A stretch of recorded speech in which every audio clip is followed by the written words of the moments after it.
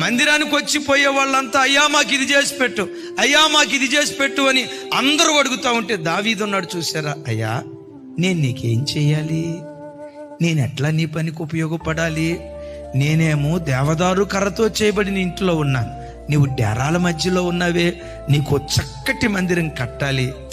ఆ మాట అంటే దేవుడు ఆ మాట విని అబ్బురు పడిపోయి ఉంటాడు.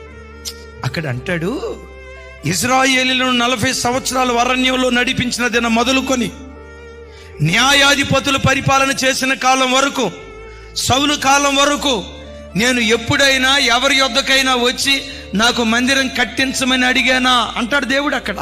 అంటే పరోక్షంగా ఆ మాటలో ఉన్న అర్థం ఏంటో తెలుసా? ఎవ్వరికి రాని ఆలోచన నీకు వచ్చింది దావీదా, నా మనసు గెలుచుకున్నావు దావీదా. నా ఇల్లు కట్టాలనుకున్నావే, నీ ఇంటిని నేను కడతా. నీ ఇంటినే కాదు, నీ పిల్లల పిల్లలను నేను కడతా. భూమి ఆకాశాలు నిలిచి ఉన్నంత కాలం యెరూషలేము నిలిచుంటుంది. యెరూషలేములో నీ సింహాసనం నిలిచుంటుంది.